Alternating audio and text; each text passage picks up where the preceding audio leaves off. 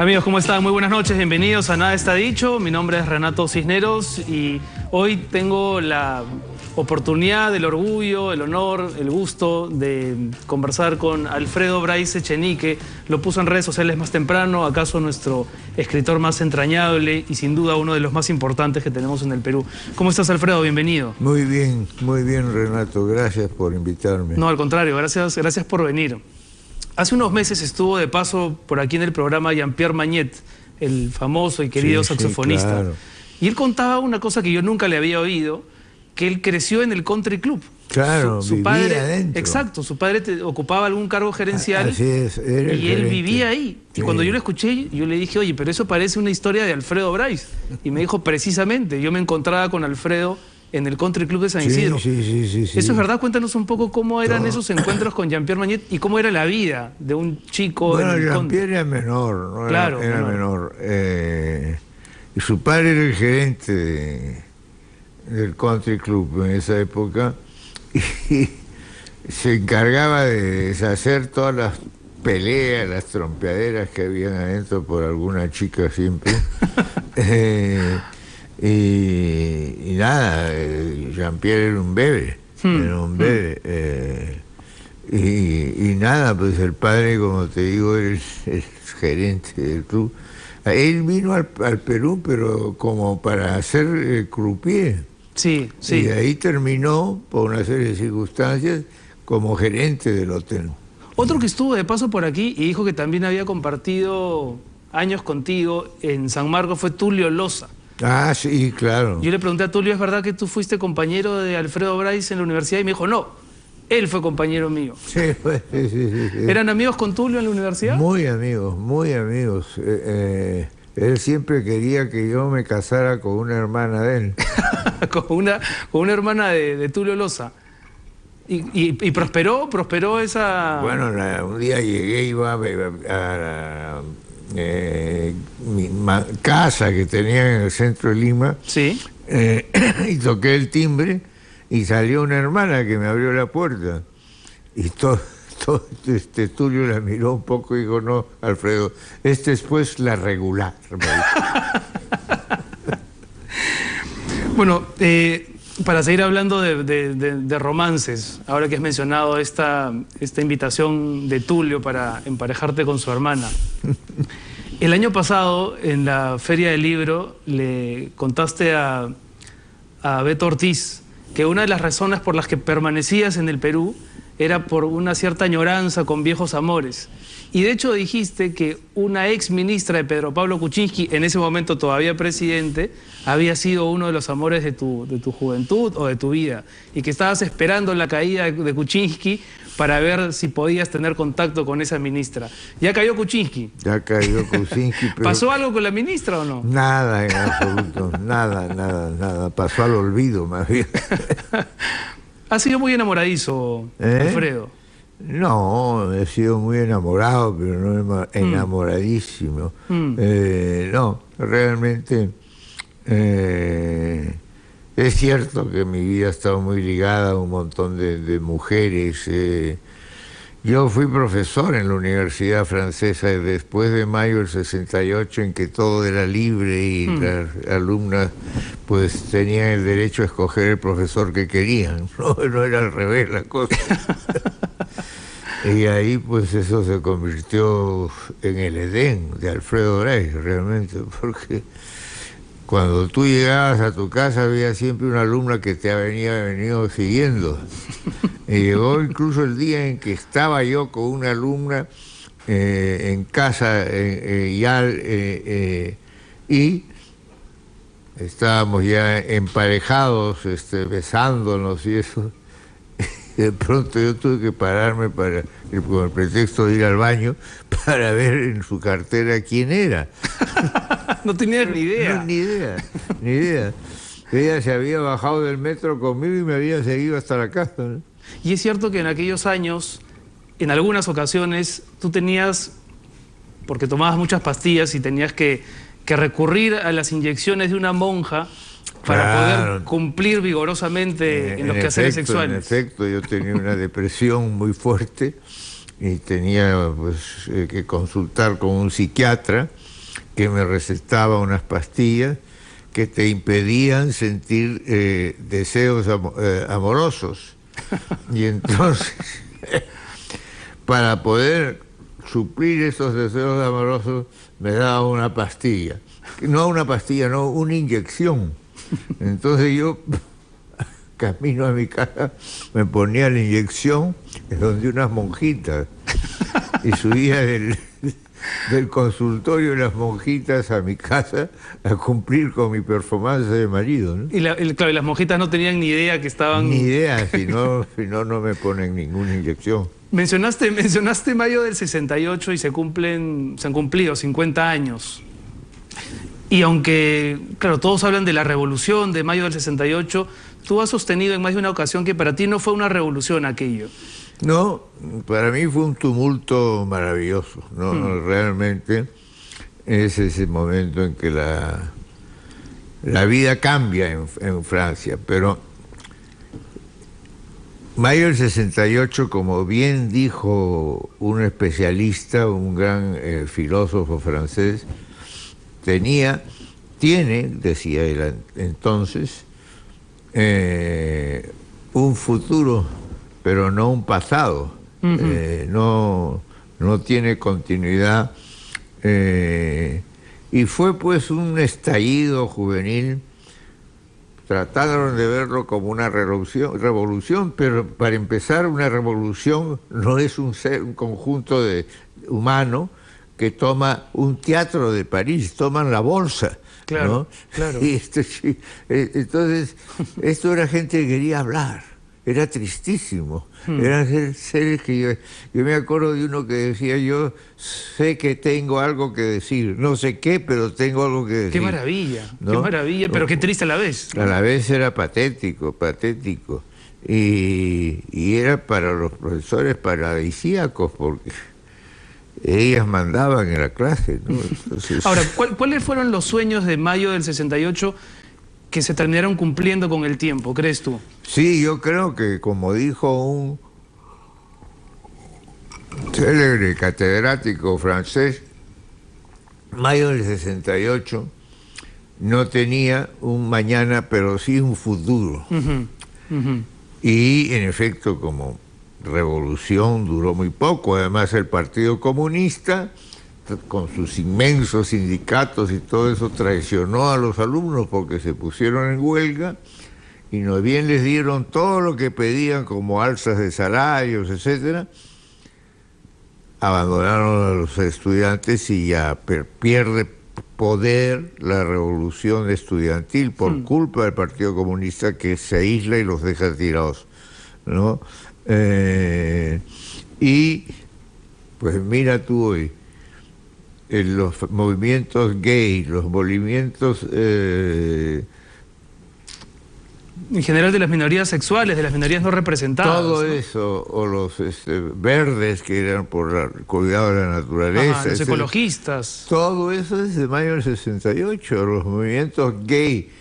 Todo eso es de mayo del 68. Ahora, también tuvo un impacto a la larga en la vida académica y literaria de América Latina, porque muchos de los escritores que luego se hicieron famosos y conocidos e importantes estaban en ese momento ahí en París. Claro. ¿Repercutió, claro, dirías tú, también en América Latina? Por supuesto que repercutió en el mundo entero, realmente. Había la primavera de Praga por esos años, la matanza de Tlatelolco en México, la famosa matanza. Eso fue cargarse al mayo 68 mexicano, ¿no? Matarlos. Y tal fue la célebre matanza de Tlatelolco. Ahora, Cortázar hablaba en alguno de sus libros o anotaciones de memorias que hubo también contradicciones en mayo del 68. Por un lado, efectivamente había una suerte de envión de liberación, pero también había como cierto... Era una crítica a los artistas, a los escritores, un cierto descuido del objeto artístico. ¿Tú piensas igual? ¿Piensas que hubo contradicciones en esa revolución, en esa movida? Sí las hubo, por supuesto que las hubo, pero lo que hubo también que era enriquecedor era, como te decía hace un momento, todo anunciaba algo nuevo, ¿no? Todo anunciaba algo nuevo. Los movimientos eran juveniles, y dieron la vuelta al mundo, porque mayo del 68 es París, pero había la matanza de Tlatelolco, claro, en México. En México, la primavera de Praga, hubo los movimientos famosos y los filósofos famosos de Berkeley en Estados Unidos. O sea que se internacionalizó muy rápidamente, ¿no? Ahora, este año, decíamos, es importante por eso, porque se cumplen 50 años de mayo del 68, pero también se cumplen 50 años de tu primer libro de cuentos, de Huerto Cerrado. Sí, sí. ¿Es verdad que el título se lo pone Julio Ramón Ribeiro? Así es, así es. ¿Podrías contarnos cómo ocurrió, cuál era el título original? Bueno, Julio y yo habíamos hecho una gran amistad, una gran amistad. Él era mayor que yo. Entonces yo me voy a la ciudad de Perugia, en Italia, a escribir y leer ahí y estudiar italiano, que era lo que yo quería. Y Julio Ramón me dijo que le trajera unos cuentos escritos y le traje pues ese libro que se llamaba El camino es así. Y Julio Ramón me dijo, no seas imbécil. Por Dios santo, estoy pregonando, tú pareces Jesucristo, ¿no? El camino desasido. El camino es así. El camino es así. Así. Entonces le dije, bueno, ponle tú el título. Me dijo, es una atmósfera claustrofóbica, ponle Huerto Cerrado. Él le puso el título. Ahora, es un libro que tú tuviste que reescribir porque se te extravió. Sí, me lo robaron. ¿Cómo ocurrió eso? ¿Dónde pasó? Yo regresaba precisamente del sur de Europa, había estado en Mykonos, en Grecia, y había estado en Perugia, en Italia. Y ahí escribo el libro ese, y lo traigo a París y me lo roban.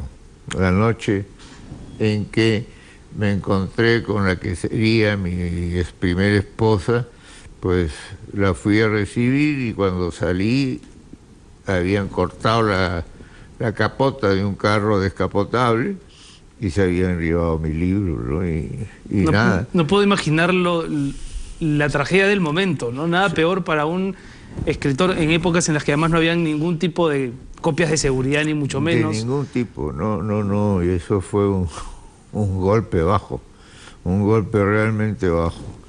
¿Y te tomó mucho tiempo reescribir Huerto Cerrado?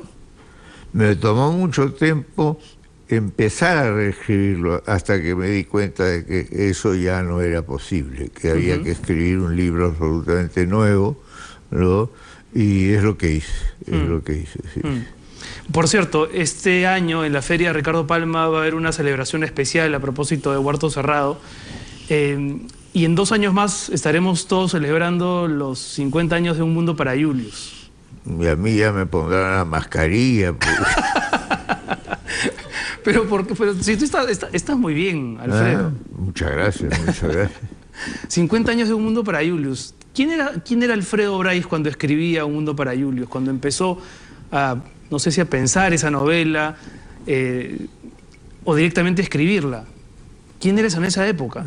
Yo, ¿quién era Alfredo Bryce? Pues una persona que soñaba con escribir, se sentaba a hacerlo todos los días, con una serie de normas que yo hice, de normas de mi vida, que eran todos los días sentarme a escribir, pasara lo que pasara, a una hora puntual, y terminar pues cuando el cansancio me vencía. Yo escribía después de almuerzo y me llegaba hasta la noche, hasta las 9 de la noche. Y realmente fueron años muy felices, ¿no? Muy felices. Me pasaron cosas divertidas al mismo tiempo. Conocí a escritores, por ejemplo a Julio Cortázar.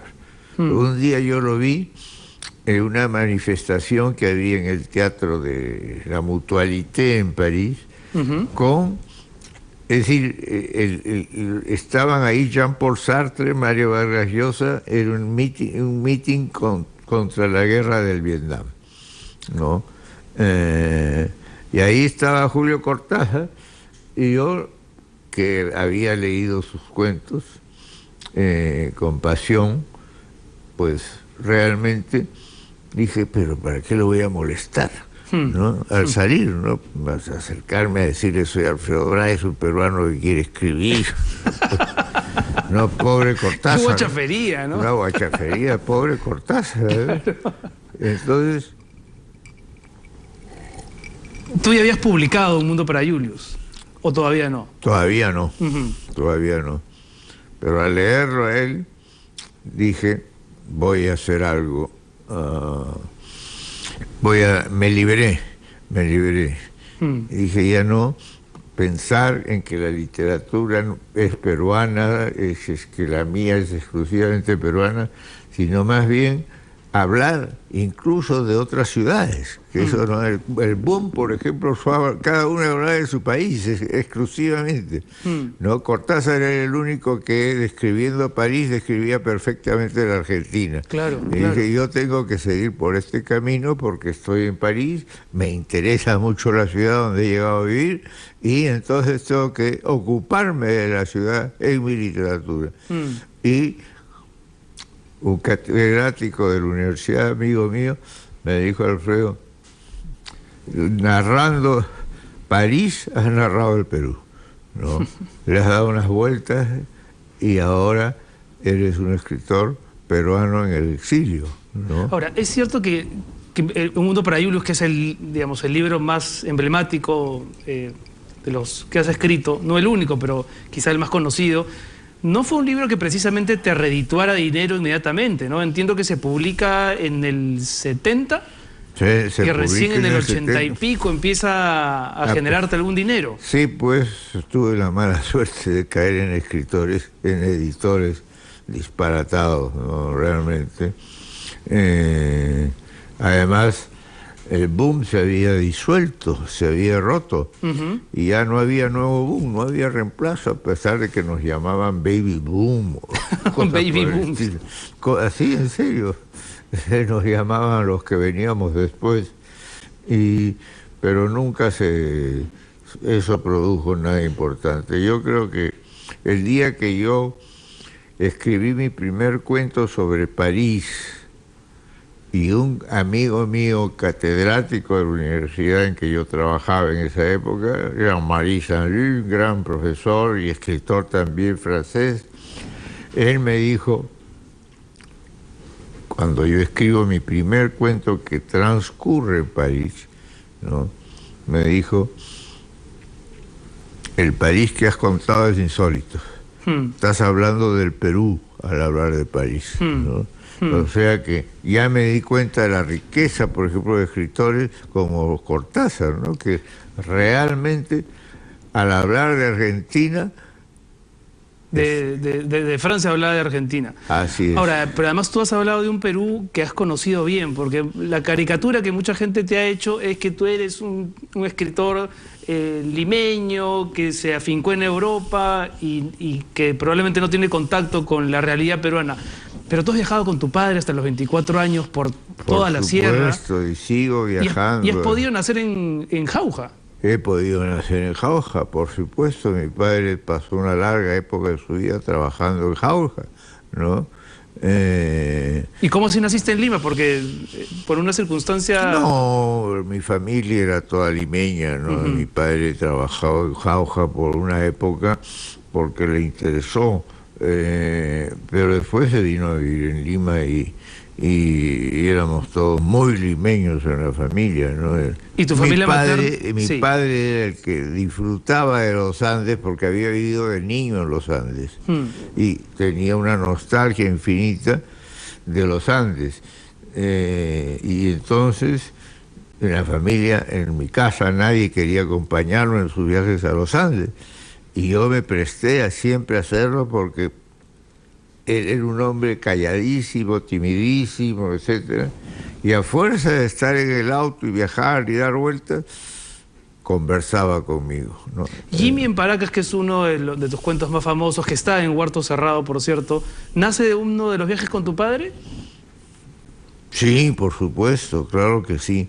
De la Claro. literatura sobre el padre, estas relaciones filiales, creo que es un cuento maravilloso. Exactamente, ¿no? sí, sí, es un cuento que nace con una visión del mundo ya risueña, dura, compleja. Es un cuento que yo escribí para empezar a escribir lo que había perdido. ¿No? Nunca salió otro igual, por supuesto, pero este tuvo mejor acogida. En todo caso, yo creo que fue el mejor, ¿no? Viajaste mucho con tu padre y también pensaba en que por tu lado materno, tu familia materna es de Puno. De Puno, de los orígenes de los echeniques. Es curioso, ¿no? están Porque en toda esa Puno. información deconstruye un poco la figura que mucha gente se ha hecho de Alfredo Bryce. Sí, pues, sí. Puno era la tierra de mis antepasados, realmente, de una tanda de idiotas como el presidente Echenique, digamos, así que era un desastre el presidente. Pero que fue tu tatarabuelo. Fue mi tatarabuelo, sí. Fue un sí, desastre sí. el presidente tu tatarabuelo. Ah, Dios mío, felizmente que la gente ya no se acuerda porque... Bueno, yo encontré una cosa que escribió Nicomé de Santa Cruz, que te escribió a ti y que habla un poco de tus ancestros, ¿no? Seguramente recuerdas la décima de Nicomedes, que es preciosa, que dice: limeño mazamorrero, blanco con alma de sambo, cunda en Larco y en Malambo, espíritu aventurero. Pintarte de cuerpo entero hace que tu ancestro explique, de ingleses sin un penique y vascos sin una pela, nació para la novela Alfredo Bryce Echenique. Sí, Es precioso, sí. es precioso. Lindo, sí, muy lindo. ¿Conociste a Nicomedes? Sí, lo conocí bastante, lo traté bastante. Era un hombre entrañable. Y vivió pues en Madrid mucho tiempo estando yo ahí. Y hicimos una gran amistad, ¿no? Y él tenía una gran amistad con mi mamá. Además, hay una anécdota maravillosa, que un día se estaban tomando copas mi mamá y Nicomedes. Y mi mamá le explicaba pues de que los Echenique y su escudo de nobleza y no sé tanta cosa, y que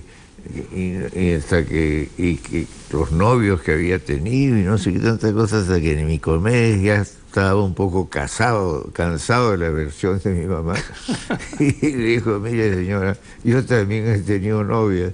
Y desgraciadamente un día a una de ellas la perseguía por los caminos agrestes del campo cusqueño, y realmente le iba diciendo pues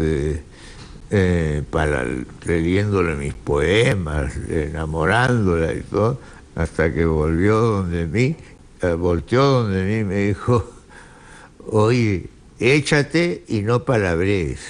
Mi mamá le había estado hablando de que el escudo de la familia, el escudo de la nobleza de la familia Echenique era pues importantísimo. Y este pescó al asunto. Oye, le dijo Helenita, a mí no me enseñaron a hablar como a ti, no me educaron como a ti, pero yo le decía a las chicas, pues, échate, pero no palabrees. Échate, pero no palabrees.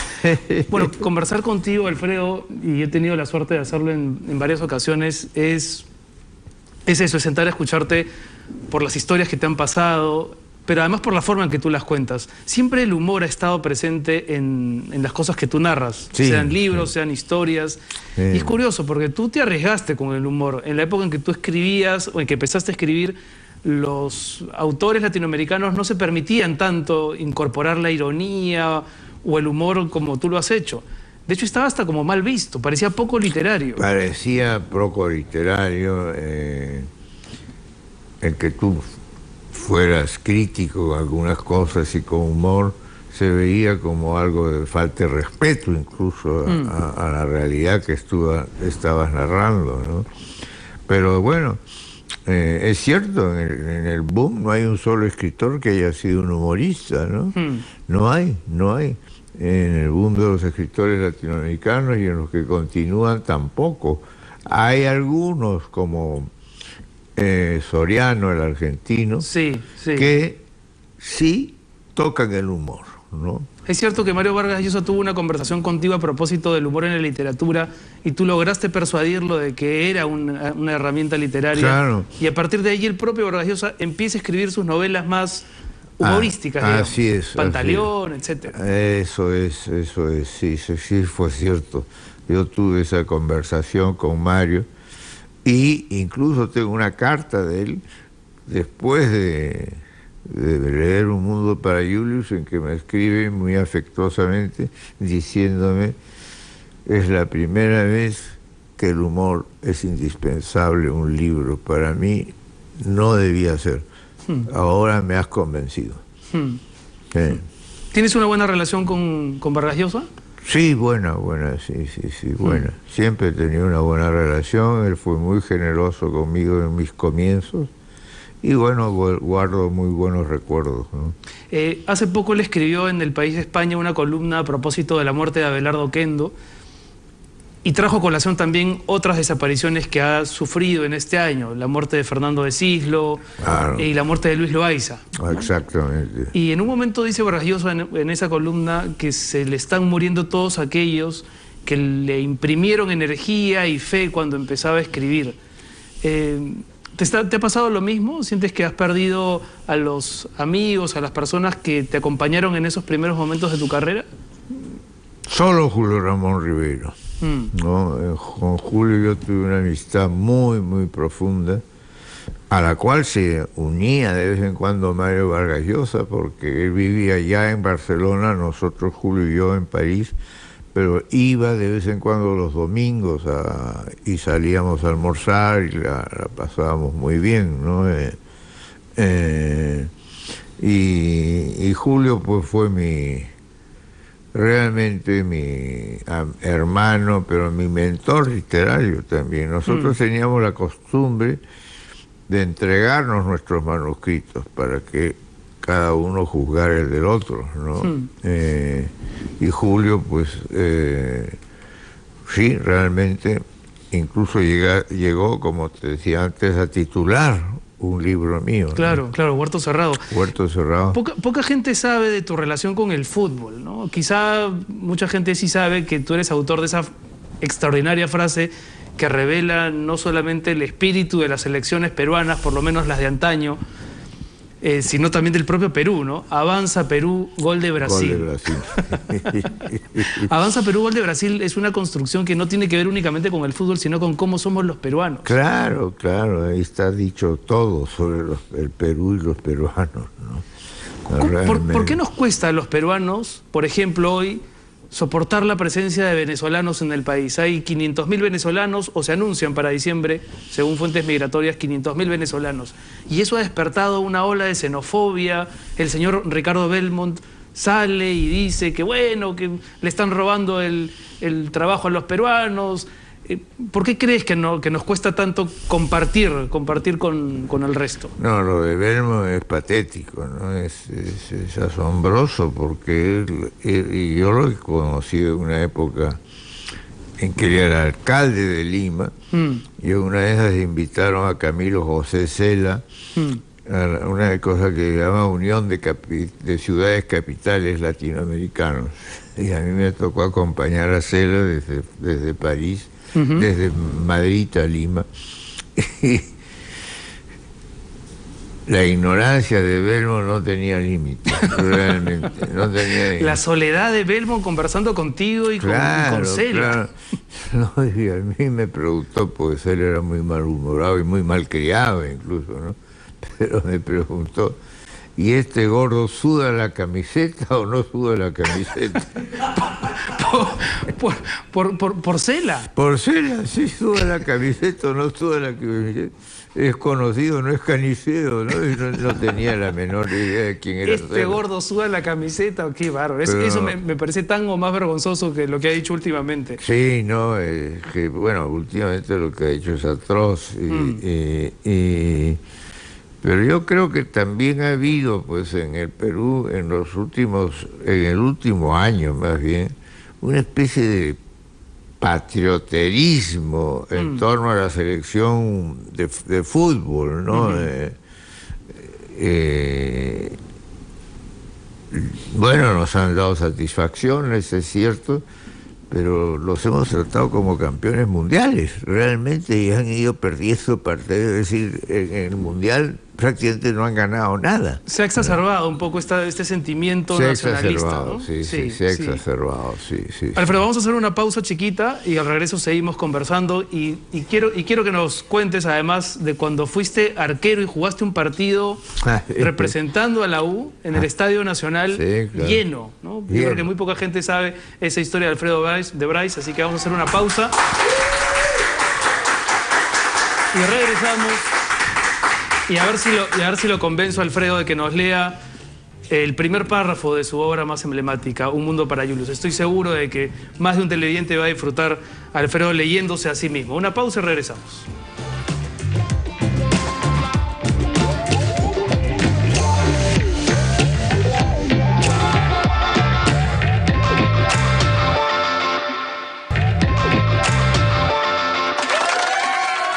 Estamos de regreso. Yo todavía no me recupero de la anécdota que contabas de Ricardo Belmont en el 90, refiriéndose a Camilo José Cela, que había sido premio Nobel el año anterior, me parece. Así es. Y Belmont, en su ignorancia literaria, por lo menos, te preguntó, ¿y este gordo suda la camiseta? Bueno, Alfredo, yo quería conversar contigo sobre los libros que estás escribiendo, porque hice mi tarea y estuve haciendo notas sobre los títulos que tú en tus últimas entrevistas o presentaciones has dicho que estás trabajando. Permiso para despedirme, después de Permiso para vivir y Permiso para sentir, tus memorias. Pero también has hablado de Arrabal de Senectud, de tus cartas desde la hondonada, y también sobre un libro que recrea las historias con tu madre en La Punta. Sí. ¿Cómo haces para abordar tantos proyectos? ¿Los estás encaminando todos? Bueno, son sucesivos, serían sucesivos. Ahora estoy escribiendo Permiso para retirarme. Retirarme, no es para despedirme. No, para retirarme, sí. Y ahí he metido ya la novela, porque fue un relato que consideré que era mejor que a que yo escribiera de mi madre en La Punta y todo eso. Un relato que viene de mi infancia en La Punta, y que se llamará La Punta Madre, ¿no? La Punta Madre. La Punta Madre. ¿La pasaste bien con tu madre? Sí, en La Punta. Sí, yo la pasé bien en todas partes con mi madre. Cuando yo estaba pobre y era feliz en París, ella venía a compartir mi pobreza gastando horrores, pero... ¿Alguna vez dijiste en una entrevista que tú le debías a tu padre, a Francisco Bryce, esa disciplina, esa tenacidad que ha caracterizado además tu producción literaria? ¿Qué le debes a Elena Echenique, a tu madre? A mi madre, pues... le debo a Proust, por empezar, al escritor Proust, a Marcel Proust, novelista genial. Ella era una fanática de Proust. Y una vez que fue a París incluso, me hizo llevarla a la casa de la familia de Proust. Y salían sobrinas de Proust, primas de Proust, de todo había en el pueblo de Proust. Y ella se puso a recitar de memoria la búsqueda del tiempo perdido de Proust, y realmente era genial. Todo el mundo se moría de frío en la casa que no tenía calefacción, y era invierno puro, ¿no? Y todo el mundo se veía, recitaba y recitaba y recitaba, ¿no? Fue una fanática, sí, una fanática de Proust. Te pregunto esto sin ánimo de ser invasivo, pero sí sé que, además lo has comentado en alguna feria, que te cuesta escribir, que ya no es lo mismo para ti escribir, que la operación, digamos, física de escribir hoy te cuesta. Sí, hoy me cuesta. Incluso ahora tengo una señora espléndida, muy agradable, muy fina, a quien le cuento mis historias, ¿no? ¿Y ella las transcribe? Ella las transcribe, sí. Así estoy trabajando ahora, ¿no? ¿Sientes que se pierde algo? Porque igual en el contacto con las teclas surge una electricidad, ¿no? Que también termina operando en el texto. No, yo lo que pasa es que la forma en que escribo ahora a través de esta señora a la cual yo le dicto, pues es la única salvación que me queda, porque yo ya no puedo escribir a máquina, en computadora, quiero decir. No, me he vuelto muy tembleque. Es una enfermedad familiar que se llama temblor familiar benigno. Pero a mí me han dicho que lo mío es temblor familiar maligno. Entonces no me ha quedado más remedio que contratar a esta señora, que es un encanto, que le puedo dictar con toda confianza. Ya logré quitarme la parte censura, autocensura, por vergüenza para ella, ¿no? Y ahora estoy escribiendo muy contento el permiso para retirarme, en el cual, como te digo, ya metí lo de la punta. Lo de la punta madre. Lo de la punta madre. Y que es un libro que yo creo que será un poco mi despedida, ¿no? Aunque después uno sigue siempre, un escritor no termina de escribir nunca, ¿no? Un escritor nunca se jubila, ¿verdad? Nunca se jubila, jamás. Porque además escribir no tiene que ver con publicar necesariamente. Nada que ver. ¿Y las cartas desde la hondanada?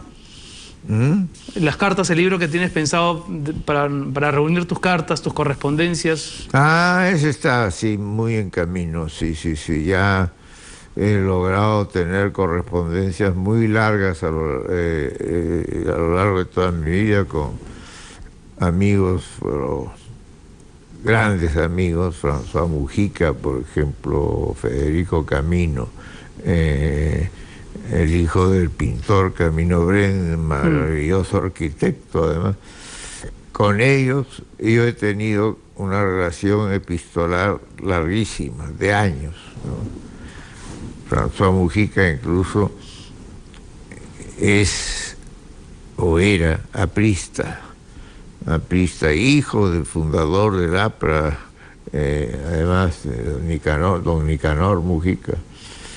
Y François me escribía pues una carta cada semana o cada 15 días por donde yo estuviera, y tenemos una correspondencia muy grande. ¿Y conservas esas cartas y seguramente serán publicadas en...? Sí, hay proyectos, y hay varios proyectos de publicaciones de cartas con distintos amigos, ¿no? Pero realmente la correspondencia a mí me sirvió para escribir, ¿no? Además, mi madre me escribió muchísimo mientras vivió, muchísimo. ¿Conservas cartas de tu madre? Justamente eso te iba a decir, no las conservo. En un momento de mudanza, al mudarme de Francia a España, de la ciudad de Montpellier en Francia a Barcelona, boté las cartas de mi madre. Ha sido uno de los errores más graves de mi vida, porque ahí estaba la historia de mi familia contada desde adentro, ¿no? Y hubiera sido un material literario estupendo, ¿no? Ahora que mencionas a tu familia, alguna vez comentaste que una familia, que toda familia se tarda 70 años en venirse abajo. ¿no? Sí, que son sí. 3 generaciones las que Ya lo creo. terminan por componer ese ciclo. Sí, ¿no? sí, en efecto. Yo comparto esa opinión totalmente.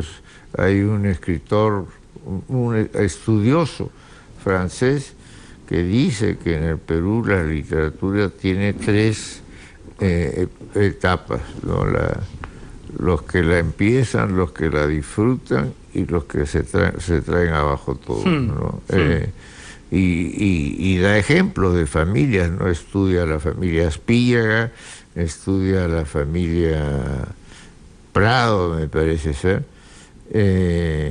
y realmente te da pues la prueba. Sí, y en la contundente. literatura también está ese mismo ejemplo, ¿no? En la novela de Thomas Mann sobre los Buddenbrook. Claro, ¿no? claro, por supuesto. Que más o menos es el mismo ciclo de tiempo que le toma a esa familia así es.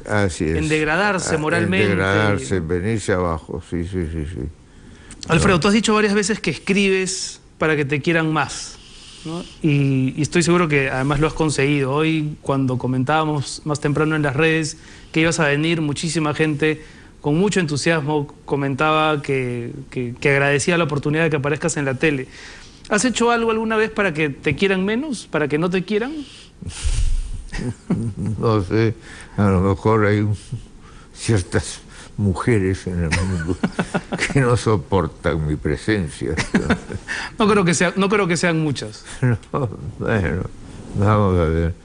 Es que yo empecé a trabajar en la universidad desde mayo del 68 y no tenía más remedio que las chicas se subían al metro, se bajaban en el mismo paradero que tú te bajabas y se venían siguiendo y te subías a... Y uno tenía que someterse nomás. Uno se entregaba. Y a mí me llegó un día en que estaba con una chica y de pronto me di cuenta que no sabía cómo se llamaba siquiera, ¿no? Entonces fui haciéndome loco, pasé un ratito y abrí su cartera. Para ver quién era. Para ver quién era. No puedo evitar preguntarte por el tema de los plagios. ¿Cómo te sientes hoy cuando alguien te toca el tema, mirando hacia atrás? Porque han pasado ya varios años. No, ya lo creo, bueno. ¿Es un capítulo que has superado, que te deprimió? No me deprimió. Yo sabía de dónde venía, quién era la persona que me había acusado. ¿Por qué me había acusado? No lo sabré nunca. Yo creo que porque era un hombre muy frustrado y no sé. Era un gran hombre de negocios y no sé por qué le dio por eso. Había escrito ya una novela, un libro que se llamaba Vargas Llosa tal cual, ¿no? En el cual contaba pues muchas anécdotas de Vargas Llosa, muy desagradablemente. En el primer tomo se llamaba Hijo de una leche ponzoñosa, así se refería a Mario. Y después se la agarró conmigo porque le critiqué algunos libros y se salió este asunto de los audios, quiero decir. De los plagios. De los plagios. De los audios. Es un lapsus. Un lapsus, absolutamente.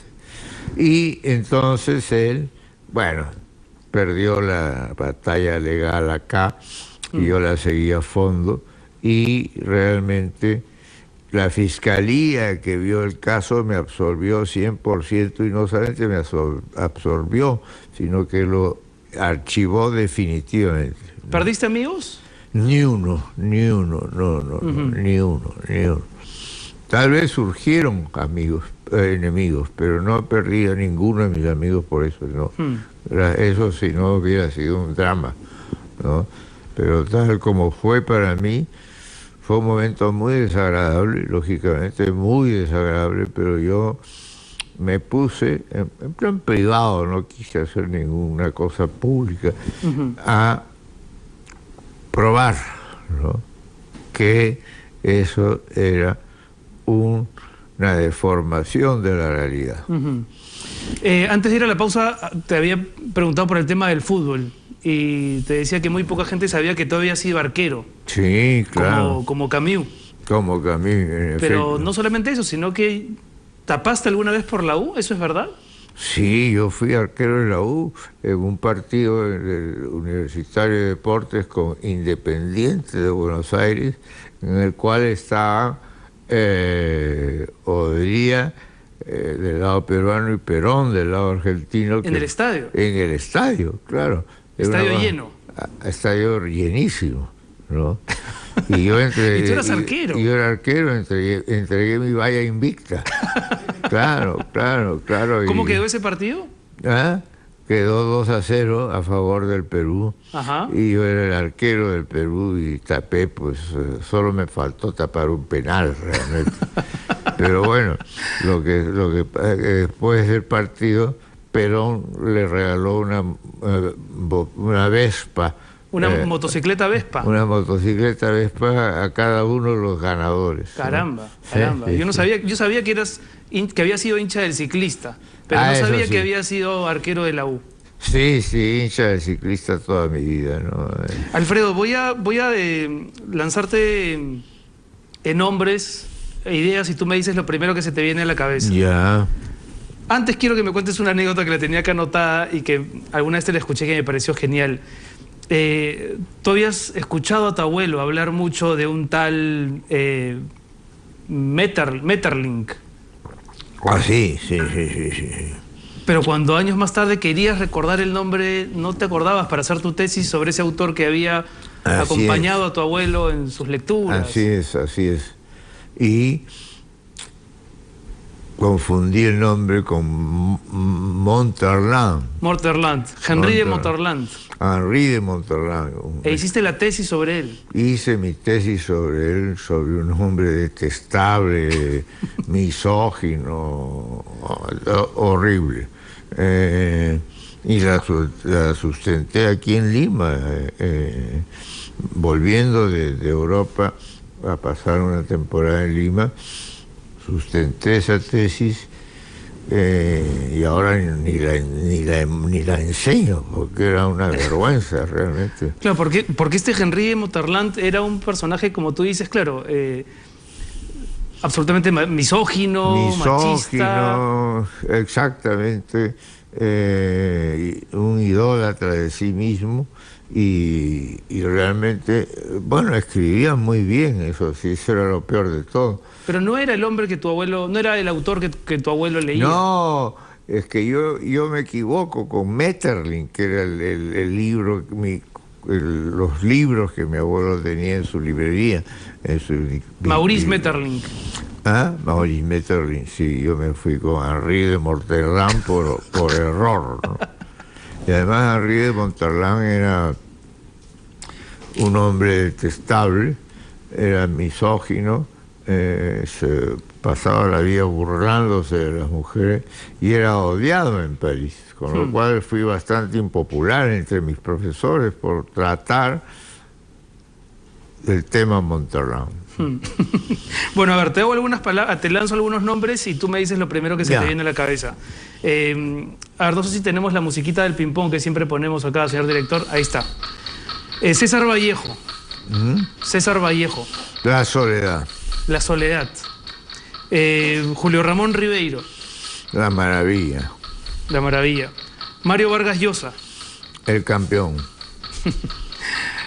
Arguedas. Arguedas. Arguedas, la tristeza. Cortázar o Borges. Borges. Desgraciadamente. ¿Qué me dices de Juan Velasco Alvarado? Ah, pasé una noche memorable con él. ¿Con Velasco Alvarado? Sí, memorable. A ver, paremos el ping-pong para que nos cuentes la noche con Velasco. Me invitó a Palacio de Gobierno en una de mis estadías, porque yo había logrado en una carta que firmamos los peruanos, entregársela a la señora Velasco para recibir dinero para pagar la segunda operación de Julio Ramón. No lo recibían a Julio Ramón Ribeiro en la clínica porque no habían pagado la factura de la operación anterior. Y entonces, pues, una noche yo hice que varios pintores, escultores peruanos, escritores también, hiciéramos una colecta para mandarle algún dinero a Julio Ramón, pero además la señora Consuelo de Velasco estaba en París, y el día que se fue al Perú, que regresó al Perú, ese día, pues, en la noche nos unimos un montón de escultores, pintores, y conseguimos entregarle a la señora Velasco. Fui yo el que lo conseguí, porque cuando fui a entregar esto había un tumulto en la Embajada del Perú, porque la señora viajaba y habían ido 1000 peruanos a pedirle 1000 cosas. Como yo era amigo del chofer de la embajada, le entregué esto al chofer y le dije: usted va a ser la última persona que está sola con la señora Velasco, por favor le entregue esto. Oye, con una gran simpatía la señora contestó diciendo que el caso sería atendido. Ajá. Y fue atendido, y Julio pudo entrar a la clínica para su segunda operación, ¿no? ¿Y tuviste ocasión de agradecérselo a la propia Consuelo o al presidente Velasco? Sí, entre los mismos que habíamos firmado esa carta, pues le escribimos otra carta a ella de agradecimiento. Y ya cuando llegué aquí, pues él, Velasco, mostró interés en conocerme. No creo que como escritor, porque no creo que supiera que yo era escritor siquiera. Y me invitó a Palacio de Gobierno, y yo fui, pues, atraído por la idea de un presidente de la República me invita a Palacio. ¿Habías estado antes en Palacio? No. ¿Volviste a estar después? Sí, después volví a estar, pero antes no. Y entonces tuve una noche de jarana con Velasco. Me di cuenta que él hacía trampa porque yo bebía whisky y él bebía té. En unos vasos de whisky igual, o sea, me engañaba. Y caímos al punto de cuál era el precio de un ser humano, ¿no? Esa era la conversación. ¿Cuál es el precio de un ser humano? Era un toma y daca, ¿no? ¿Cuál era el precio de un ser humano? Y quería él saber mi precio. Y no tengo precio, pues, general, no tengo precio. Dios me ha hecho así, sin precio, ¿no? Y al final me dijo: mire, Bryce, al despedirnos ya, usted no me va a convencer jamás en la vida de que usted no tiene precio. Hasta que por fin ya me iba del Palacio, y le dije, pues, que mi precio era ser embajador en Venecia. Ese era mi precio. Él me dijo: perfecto.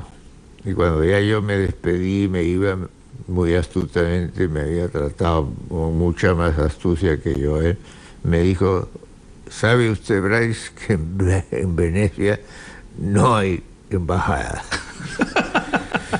¿Fue lo más cerca que estuviste de ser embajador? Lo más cerca que he estado en mi vida. Bueno, continuemos con el ping-pong, Alfredo. Si te digo Alan García, ¿qué me dices? Me da pena. Ya te explicaré por qué, ¿no? Si te digo Toledo, si te digo Alejandro Toledo. Vergüenza. Vergüenza. Pedro Pablo Kuczynski. Kuczynski, PPK. PPK. Papelón. París. Siempre regresaré a París. Lima. Lima. San Isidro. Martín Romaña. Un personaje entrañable, realmente. uno de los libros que me ha traído satisfacciones por parte del público, ¿no? ¿Existe la inspiración? No, yo creo que insiste la transpiración. La transpiración, el trabajo, ¿verdad? Claro. La dedicación. ¿Vodka tonic o dry martini? Vodka tonic, por Siempre, supuesto. toda la vida. Igual que James Bond, además. Revuelto, pero no agitado. Revuelto pero no agitado. ¿Cuento o novela? Depende de cuál es el autor, por supuesto. Para ti, digamos, ¿en qué género te sientes más? Yo en la novela he estado más a gusto, sí. En la novela he estado más a gusto. ¿Humor o ironía? Ironía. ¿Los boleros de Agustín Lara o los de Daniel Santos? Pues unos son en francés y los otros en italiano. ¿Hemingway o Faulkner? Hemingway. ¿Alguna vez dijiste que tú habías sido en París más feliz que Hemingway? Claro, pues Hemingway decía que para ser feliz en París había que ser muy pobre, estar muy enamorado, eran las bases, ¿no? Y yo dije pues que yo había sido más feliz que Hemingway porque él era pobre en dólares y yo en soles. Sí, mucho más, y estaba enamorado, mucho más que Hemingway. A ver, vamos con las últimas. Amistad. Lo mejor que hay. Amor. El amor. El amor, horas felices. Horas felices. ¿Qué te ha enseñado la vejez, Alfredo? Tienes 79, cumples 80 en febrero del 2019. Bueno. ¿Es bueno envejecer? ¿Está bien? No, no está bien, no está bien. Yo estoy contento con la edad que tengo porque me siento bien y porque todavía tengo ilusiones, pero preferiría... Ahora no podría jugar un partido de fútbol, por ejemplo, y eso es una vaina, ¿no? Sí. ¿Tu palabra favorita? Mi palabra favorita, Sylvie. ¿Perdón? Silvia. Silvia. Sylvie. Sylvie. ¿Quién es Sylvie? Una princesa que yo he querido toda mi vida. Qué bonito que tu palabra favorita sea el nombre de una mujer que has querido toda tu vida. Sí. ¿Y tu mala palabra favorita? Mi mala palabra favorita... No me digas el nombre de una ex esposa. No, ni hablar. No, ni hablar. Mi palabra favorita... ¿Tu mala palabra favorita? Mi mala palabra favorita, condenado. Condenado. Condenado, sí. Una vez contaste una historia increíble que no sé si te pasó en México o aquí en Lima, pero que tú te habías pasado todo el día escribiendo y estabas agotado y saliste ya por la tarde-noche al Juanito de Barranco o algún bar, no recuerdo cuál, recién a ingerir algo y pediste una copa de alcohol, pero llegaste muy mareado y el mozo te dijo algo espléndido, ¿recuerdas? Pero eso no fue No fue aquí. No fue aquí, eso fue en Menorca. En Menorca. En los años 70, que me fui a escribir todo el verano, vacaciones universitarias, me fui a escribir a Menorca. Y pues hacía una vida muy recoleta mientras escribía y por las noches me iba al bar del pueblo a comer algo y beber unas copas, ¿no? Y un día me iba, ya había tomado mis copas y había comido, y el dueño del bar me dijo: señor, es usted el cliente más raro que yo he tenido en mi vida. Y yo: ¿por qué? Porque usted es el único cliente que llega borracho y sale sobrio. Y era que yo venía mareado de trabajar. Mareado de trabajar. Y me iba allá y me tomaba un par de coñacs, me relajaba, comía algo y me iba muy bien, ¿no? Por cierto, hay dos preguntas del ping-pong que se me quedaron. Una es, ¿tu cine favorito? ¿Mi? ¿Tu cine? ¿Hay un cine que recuerdes con especial cariño?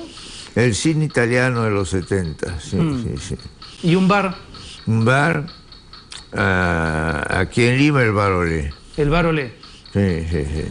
Alfredo, ¿te animarías para terminar a leer el inicio de Un Mundo para Julius? Claro. Acá lo hemos impreso y yo voy a darme el gusto de, mientras tú lees, leerlo en esta edición de Peysa, junto contigo, si me permites. Por supuesto, yo en silencio, tú en voz alta. Julius nació en un palacio de la avenida Salaberry, frente al antiguo hipódromo de San Felipe. Un palacio con cocheras, jardines, piscina, pequeño huerto donde a los 2 años se perdía y lo encontraban siempre parado de espaldas, mirando, por ejemplo, una flor. Con departamentos para la servidumbre, como un lunar de carne en el rostro más bello, hasta con una carroza que usó tu bisabuelo Julius cuando era presidente de la República. Cuidado, no la toques, está llena de telarañas. Y él, de espaldas a su mamá, que era linda, tratando de alcanzar la manija de la puerta de la carroza. La carroza y la sección servidumbre ejercieron siempre una extraña fascinación sobre Julius. La fascinación de no lo toques, amor, por ahí no se va, darling. Ya entonces su padre había muerto. Alfredo, muchas gracias por venir, de verdad. No, muchas gracias. Tengo que agradecerle a RPP por haberme confiado este espacio y si tengo que todos los días hablar sobre noticias, a veces intrascendentes, a veces triviales, para una vez poder tener conversaciones como esta, hombre, lo seguiré gracias. haciendo todo el tiempo que pueda. Muchas gracias, Renato, muchas gracias. Sí, no, muchas gracias.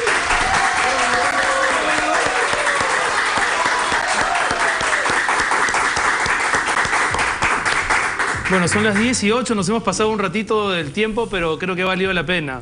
Salud, Alfredo. Salud, Renato. Salud siempre, por la amistad. Muchas gracias por la amistad. Y por tus libros. Gracias, Renato. Nos vemos mañana. No, mejor esto lo dejo acá. Nos vemos mañana a las 9, aquí, como siempre, en Nada Está Dicho. Muchas gracias por su compañía.